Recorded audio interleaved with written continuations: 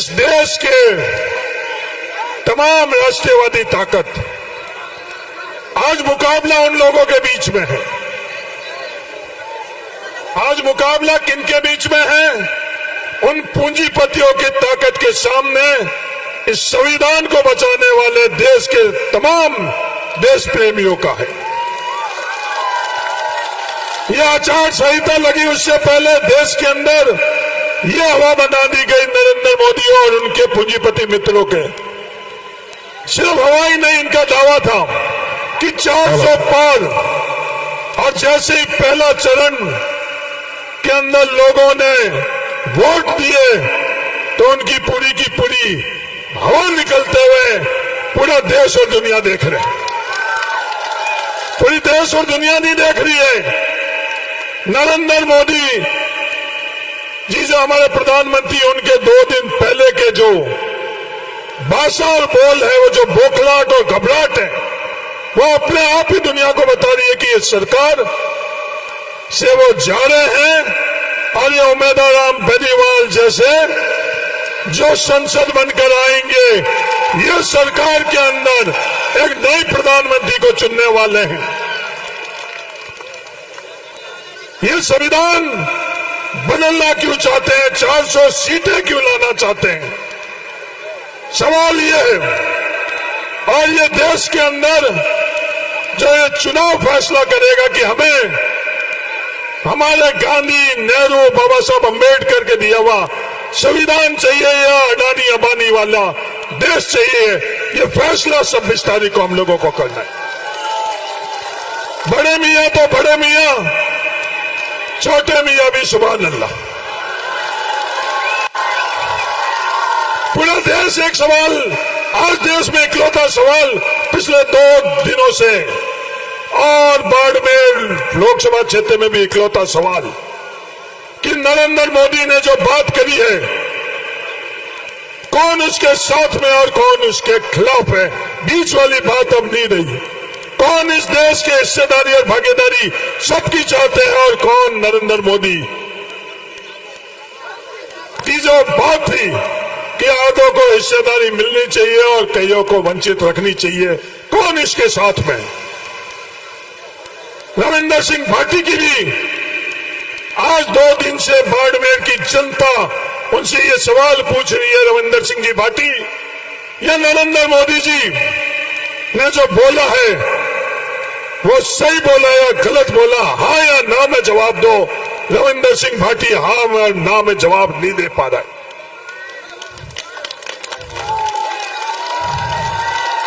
ये हाँ ना में क्यों नहीं जवाब दे ना पा रहा है? क्योंकि ये उतावला है नरेंद्र मोदी की गोद में कूदने के लिए। क्योंकि नरेंद्र मोदी और आरएसएस, भारतीय जनता पार्टी का खुद का ये प्रायोजित उम्मीदवार है। ये मैं नहीं कह रहा हूं। जिस दिन ये चुनाव शुरू हुए थे उस दिन उन्होंने खुद ने अपने ट्विटर हैंडल पर यह लिखा था कि मैं भारतीय जनता पार्टी का सदस्य हूं। पत्रकार ने जब ये पूछा तो ये जवाब दिया, पार्टी ने मुझे नहीं निकाला तो मैं क्यों निकलूं। और आज दुनिया के बीच में ये बात कर रहा है कि मैं निर्दलीय हूं। कोई भी इस बात की गारंटी ले कि जो उतावलापन रविंदर सिंह भाटी का नरेंद्र मोदी के गोद में कूदने का है, उसको कोई रोक सकता है क्या? कोई भी रोक नहीं सकता। जो उसके नाम से आप लोगों के बीच में वोट मांगने आ रहे हैं, उनसे एक साधारण सा सवाल पूछ लेना, क्या उसको रोक पाओगे? कोई भी रोक नहीं पाएगा। क्योंकि शिव की जनता ने भी जब उसको विधायक बनाया उससे पहले ये बातें करी और कूदकर भजन लाल की पर्ची सरकार के अंदर कूदकर जाने की कोशिश करी या नहीं करी? वही इतिहास वापस दोहराया जाएगा। दूसरा एक साधारण सा सवाल, पहला तो ये नरेंद्र मोदी जी का सवाल का उत्तर, क्योंकि अपन लोगों के बीच में आकर बिल्कुल अलग बात करता, गांव के अंदर आकर शहर में वोट लेने के लिए जब जाते हैं, देश में नरेंद्र, क्या नारा था? थार में रविंदर, और यहां आते गिरगिट रंग बदलता है। उससे जल्द में हम लोगों के वोट लेने के लिए वो बिल्कुल ही निर्दलीय जो न्यूट्रल गेयर लगा देते हैं। और वहां तो टॉप गियर लगाकर उनके बन गए जो असली में, और हम लोगों के बीच में आते हैं जब वो न्यूट्रल गियर लगाकर कहता है मैं तो निर्दलीय हूं, मेरी कोई पार्टी नहीं। ये फैसला आप लोगों को करना है, क्योंकि वो जवाब नहीं देंगे। हमारे मूल सवाल का आज तक जवाब नहीं दिया, जो 2009 से 2014 तक प्रति व्यक्ति औसतन आई जब मैंने पूछी कि 7 गुना बढ़ी, ये 10 साल में नरेंद्र मोदी की सरकार में क्या हुआ, क्योंकि उनके पास जवाब नहीं है। वो कम से कम ये तो कर ले, जैसे कैलाश चौधरी ने माफी मांगी कि मेरी गलती की, मोदी को नहीं देना। अब ये नरेंद्र मोदी ने खुद ने जो गलतियां की है, देश उसकी सजा तो नरेंद्र मोदी को दे रहा है। कैलाश जी, मैं माफी चाहता हूं, उसके अंदर दोनों की सजा अगर मिलेगी तो फिर जमानत भी कैसे बचेगी। इन्होंने गलती करी, इन्होंने गलती करी, जब दोनों ने गलतियां करी तो फिर जमानत कैसे बचेगी? बचेगी क्या? क्योंकि एक गलती की, एक माफी, 2 गलती की, तब तो फिर जमानत से मामला नीचे ही चला जाएगा। ये थाड़ तैयार है या नहीं है?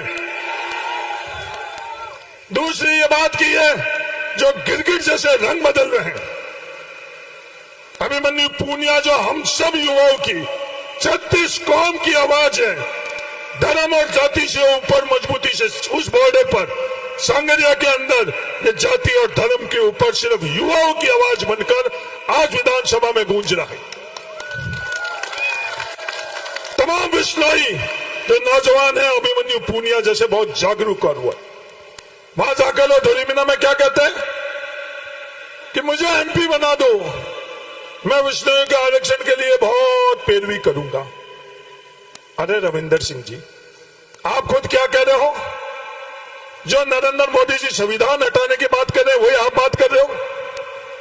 आप कह रहे हो कि ये बाबा साहब भीमराव अंबेडकर जी का दिया हुआ आरक्षण नहीं, योग्यता के आधार के ऊपर आरक्षण होना चाहिए। क्या बाबा साहब भीमराव अंबेडकर जी का सामाजिक पृष्ठभूमि पर आरक्षण होना चाहिए या आरएसएस का योग्यता के आधार के ऊपर आरक्षण होना चाहिए? ये फैसला 26 तारीख को आप लोगों को करना है। जब ये आरक्षण की खिलाफत करते हैं, फिर जब ओबीसी के अंदर आते हैं, आपने जो मुझे ताकत दी, लोकसभा का सदस्य बनाया तो सिंधी मुसलमानों को ओबीसी के अंदर केंद्र सूची के अंदर लेकर आई थी। कोई उस दिन वादा नहीं किया था। ये गफूर अहमद जी बैठे, हेमाराम जी ने चुनाव लड़ाया, पद्माराम जी साथ में थे, हम लोगों ने वादा नहीं किया था। कोई वोटों के लिए इस तरह की बात किया नहीं कि 2009 के अंदर आप सब लोग नहीं की थी, पर फैसला कराकर सिंधी मुसलमानों को केंद्र के अंदर ओबीसी के अंदर लेकर आए। और आज ये बात क्या कर रहे हैं? धर्म को धर्म से झगड़ाना और ओबीसी के अंदर वर्गीकरण कराएंगे, मूल ओबीसी। अरे रविंदर सिंह जी, ये अभिमन्यु पूनिया जी, हमारे नारायण काका पढ़ाई, ये मूल है या बिना मूल है? आप ये क्या कहना चाहते हो कि विष्णुओं का आरक्षण से बाहर निकालेंगे, दूसरा श्रेणी करेंगे, कलबियों को दूसरी श्रेणी में डालेंगे, सिंधी मुसलमान जो पिछड़े वर्ग में आते हैं उनको दूसरी श्रेणी में डालेंगे और जाटों को दूसरी श्रेणी में डालेंगे, यादवों को दूसरी श्रेणी में डालेंगे? क्या ये साफ और स्पष्ट ईमानदारी से ये बात क्यों नहीं कह रहे हैं? ये इसका जवाब नहीं देंगे, क्योंकि एक बार तो ये बात करते हैं, दूसरी बार गिड़गिड़ बदल के रंग बदल कर दूसरी बार, तीसरी जो सबसे खुद के बारे में आई, खुद के समाज के बारे में आई, तो वह आरक्षण योग्यता के आधार पर वो बात नहीं कर रहे हैं। वो बात क्या कर रहे हैं? ईडब्ल्यूएस का आरक्षण के अंदर नियमों में के अंदर सरलीकरण होना चाहिए। हम वोटों की राजनीति नहीं करते, हम सिद्धांत की राजनीति करते हैं। हरीश चौधरी और ये पद्माराम मेघवाल, हेमाराम जी, हम सब तमाम अब सरकार में थे। ईडब्ल्यूएस आरक्षण क्या? राजपूत, ब्राह्मण, महाजन, राजपुरोहित, इन सबका आरक्षण के लिए हमने खिलाफत नहीं करी, हमने उनको दिलाया, क्योंकि हम ईमानदारी से चाहते हैं। हम लोग कहते हैं जातिगत जनगणना होने चाहिए, आबादी के अनुपात में सबकी हिस्सेदारी और भागीदारी होनी चाहिए। इसलिए रबारी और गुर्जरों के लिए हमने अलग से आरक्षण की व्यवस्था करी कि हमारे इस बढ़ते हुए राजस्थान और देश के अंदर रबारी, ये गुजर, ये सब भी हमारे साथ बराबर बराबर हमारे साथ जाने चाहिए। ये फैसला हम लोगों ने किया। और आज भी वोटों की राजनीति के कारण ये दूरियां पैदा कर रहे हैं। आज भी हम लोग ये कह रहे हैं कि सरलीकरण होना चाहिए। ये सरलीकरण क्या है कि जिसके पास जमीन ज्यादा है, क्योंकि सरलीकरण के रोड में जोड़ है वो ईमानदारी से ये लोग नहीं बता रहे। उसमें दो पक्ष क्या है, एक पक्ष है ब्राह्मणों का और दूसरा पक्ष है इनके स्वजाति राजपूतों का। एक पक्ष आता है कि सरलीकरण होना चाहिए, जमीन की पाबंदी है वो हटनी चाहिए, और दूसरा पक्ष आता है कि नहीं, जमीन की पाबंदी नहीं हटती। हम पहले भी इस पक्ष में थे कि सरलीकरण होना चाहिए, जमीन की पाबंदी हटनी चाहिए। हम विवाद पैदा नहीं कर रहे हैं। आज राजनीतिक तौर पर हम आमने सामने चुनाव लड़ रहे हैं, इसलिए किसी जाति को हम छोड़ नहीं रहे। सब 36 कौम को लेकर हम आगे बढ़ रहे हैं, क्योंकि ये हेमाराम चौधरी जी ने हम लोगों को सिखाया है, हमारे पूर्वजों ने ये सिखाया है। समय कम है, मेरी आप सब लोगों से ये गुजारिश है, ये हादी जी की धरती है। क्या क्या यहां हुआ वो गफूर अहमद जी ने हमें पिछले दिनों याद दिलाया। इनके परिवार के साथ, हादी जी के साथ क्या क्या हुआ, किस किसने किया। मेरी गुजारिश है, किसी के साथ में कोई भी नहीं, फिर वोट किसी को दिलाई वो तो समझ में आई, पर किसी और को गलत रंग में रंगने की कोशिश नरेंद्र मोदी कर रहा है, उससे देश बहुत कीमत चुका रहा है। वो तौर तरीका हमको कम से कम थार में तो एक दूसरे के ऊपर गलत रंग से किसी को नहीं रंगो, ये मेरे हाथ जोड़कर गुजारिश है। जिसको जिसको वोट दिलाना है, हर कोई आजाद है, हर कोई स्वतंत्र है, किसी को भी कोई वोट दिलाई। मेरी खुद की जाति ने मुझे वोट नहीं दिए। जब मैं MP हारा तो मेरी जाति ने मुझे वोट नहीं दिए, दुनिया जानती, पर मेरी कोई नाराजगी थोड़ी। जब मैं MLA पिछली बार चुना तो दलितों ने मेरी मदद कम करी, पर 5 साल मैंने कभी भी भेद नहीं रखा। तो इस बार जब मैं MLA बना तो 90% दलितों ने मुझे वोट देकर पहुंचाया। सबको साथ में लेकर आगे बढ़ोगे तो इस स्थान में आपको बहुत मदद मिलेगी, और आपस में लड़ाऊ नहीं। मेरे हाथ जोड़कर पीढ़ियों से हम लोगों को यही सिखाया गया है।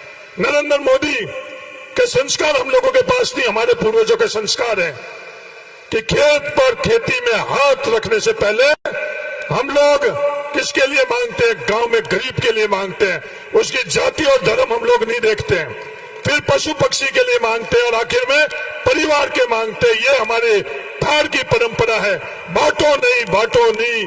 नरेंद्र मोदी जी, आपने देश को बांट लिया है, बहुत देश के साथ अन्याय कर लिया है। इस थार के अंदर वोटों के लालच से, वोटों के मकसद से हमें नहीं बांटो। धन्यवाद, जय हिंद।